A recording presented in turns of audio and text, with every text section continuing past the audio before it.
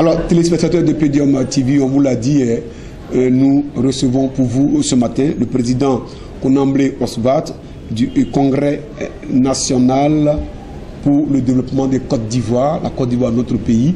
Et donc, la transition est toute trouvée parce que tantôt nous parlions de l'association sociopolitique en Côte d'Ivoire et même de la réconciliation qui tarde à venir. Président, aujourd'hui, en Côte d'Ivoire, tout le monde parle de réconciliation, mais bizarrement, il n'y a pas de réconciliation. Qu'est-ce que cela vous fait en tant que jeune parti politique? Je suis choqué.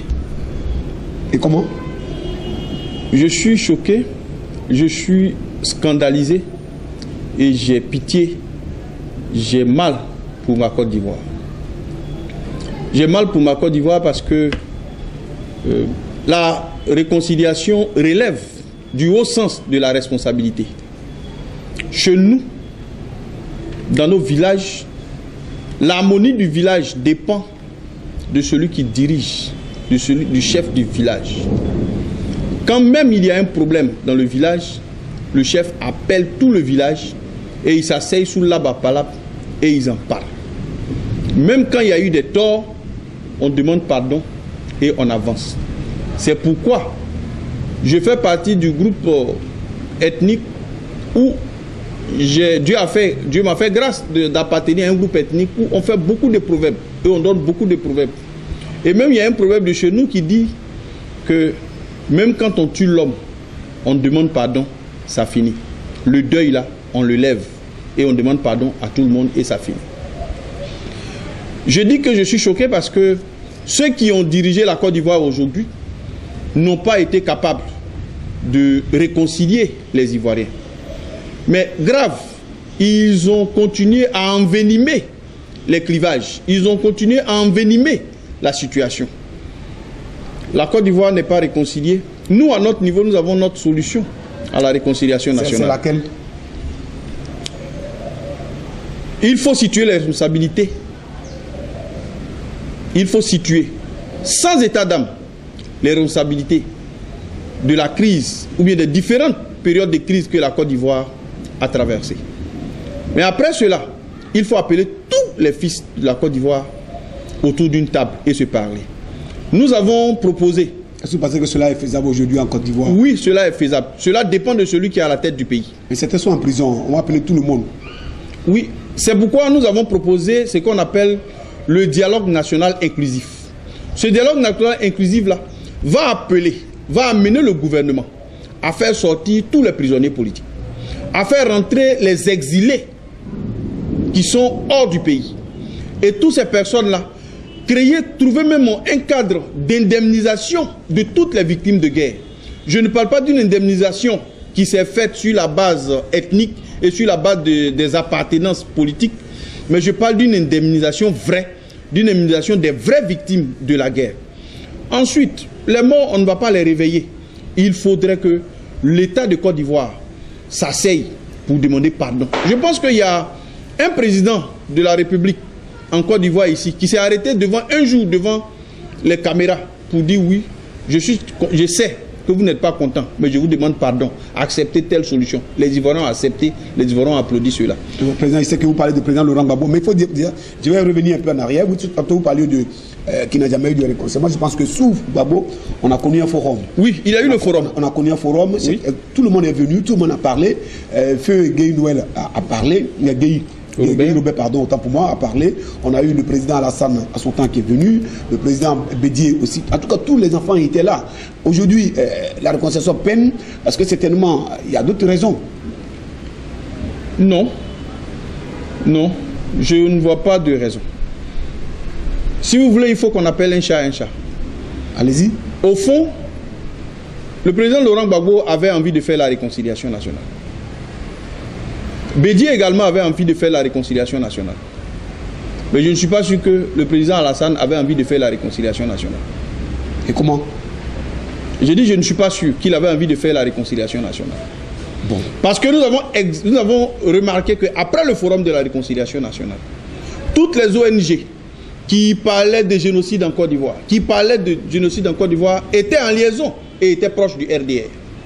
était proche d'Alassane Ouattara qui dirigeait le RDR. Vous avez les preuves? Oui. Nous avons vu Mme Boni Bernadette qui était venue parler au Forum de la Réconciliation nationale. C'était pratiquement une éloge au président Alassane qu'elle a fait. Nous avons Benoît Choueur qui avait Côte d'Ivoire pour dire identitaire, qui après nous sommes rendus compte qu'effectivement il avait des connexions avec le Rassemblement des Républicains. Nous disons tout simplement que pour une question de pouvoir, de conquête de pouvoir d'État, le monsieur a voulu utiliser certainement une autre manière qui lui semblait la meilleure. Mais que nous, en tant que jeunes, nous estimons que ce n'est pas la meilleure manière de conquérir le pouvoir d'État. Bien, il a pris le pouvoir. C'était à lui maintenant de réconcilier les Ivoiriens. Il n'a pas pu le faire. Mais bien au contraire, il a plutôt créé ce qu'on appelait, même il a affirmé sur les chaînes internationales qu'il s'agissait pour lui de faire un rattrapage ethnique. Ce qui... j'ai été à l'école, mais je n'ai jamais entendu cette expression. Excusez-moi, mais président, le président Ouattara n'a pas encore fini son mandat. Hein. Il peut encore se racheter. Il n'est pas encore tard. Il y a eu 5 ans pour réconcilier les Ivoiriens. En 2015, il a rempli. Mais c'est un processus d'après eux. C'est un processus. Oui. Il a fait venir ici Desmond Tutu, si je m'abuse. Ce que vous n'avez pas pu faire. Et autres, ils sont repartis certainement parce qu'ils ne sont pas satisfaits des conditions. Cher frère. Je crois que il est encore, son mandat est encore en cours. Cher frère, écoutez-moi bien. Oui. Un homme politique agit avec méthode et il agit avec objectif. Monsieur Ouattara fait tout sauf la réconciliation des Ivoiriens. Vous avez 10 ans de mandat. Ce que vous n'avez pas pu faire en 7 ans, ce n'est pas en 3 ans que vous allez pouvoir le faire. Les plaies que la Côte d'Ivoire ont connues, les plaies que les Ivoiriens ont connues, les plaies que les Ivoiriens ont connues là, ne peuvent pas être cicatrisées de 2018 en 2017, puisque 2017 est déjà fini. De 2018 en 2020, il ne reste que 2 ans. Je ne pense pas que c'est en 2 ans qu'on va prendre pour réconcilier les Ivoiriens. Okay. Ce n'est pas possible. Ok, président. Nous pensons qu'il faut un autre régime, un autre président en Côte d'Ivoire qui va faire de la réconciliation nationale beaucoup de plaies. Et donc, ça, vous le disiez tantôt, ça tout le monde le sait aussi. Mais je dois dire que aujourd'hui, on a constaté, on constate que très souvent, les jeunes partis naissent comme ça, et puis après, ces partis se laissent phagocyter, soit par le RDR, par le RHDP, par le PDCI, par le FPI. Alors, vous concernant, est-ce que vous êtes déjà prêt à vous laisser phagocyter par un quelconque parti en Côte d'Ivoire? Ok, regardez-moi très bien. Et je voudrais dire cela devant les Ivoiriens. Nous sommes nés et chacun a eu son éducation. Mon père m'a élevé dans la rigueur, sans compromission. Même s'il n'était pas riche, mais il m'a élevé et il m'a donné au moins, il m'a appris ce qu'on appelle l'honneur. Nous avons été plusieurs fois approchés par certains géants de la place publique, moyennant des avantages et autres. Je tiens à vous dire ceci. Et je demande aux Ivoiriens de nous faire confiance. Nous n'allons jamais brader les intérêts du peuple de Côte d'Ivoire pour nos intérêts personnels. Nous ne le ferons jamais. Okay. Le CNDCI ne s'annexera jamais à un parti politique. Ok.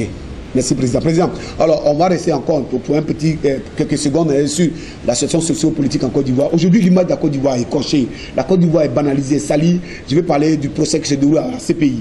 Et ça aurait été vous, aujourd'hui, chef d'État, qu'auriez-vous fait? Arrêter le procès ou bien continuer le procès?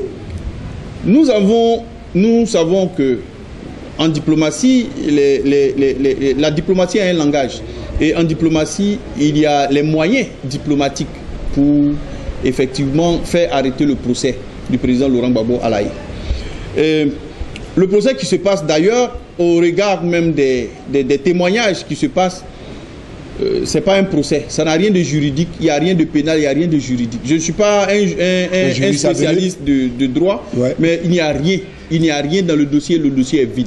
Ce n'est qu'une machination politique. Et d'ailleurs, Mediapart, il y a un autre média, excusez-moi si je dis le nom d'un média concurrent, mais il y a un autre média européen qui vient de sortir l'un des plus gros scandales judiciaires dans la vie de la CPI, en passant par Ocampo, ses liaisons avec ceux qui sont au pouvoir aujourd'hui et ceux qui étaient au pouvoir en France, Sarkozy Nicolas Sarkozy. Okay. Et donc nous pensons que si il y a des gens qui connaissent un peu la honte, je dis bien un peu la honte, on peut quand même s'asseoir pour dire, ah les amis, il faut qu'on arrête ce procès. Mais chacun pense qu'il a raison, oui, qu'il détient la vérité. Mais justement, c'est pourquoi je dis qu'il faut que le régime change.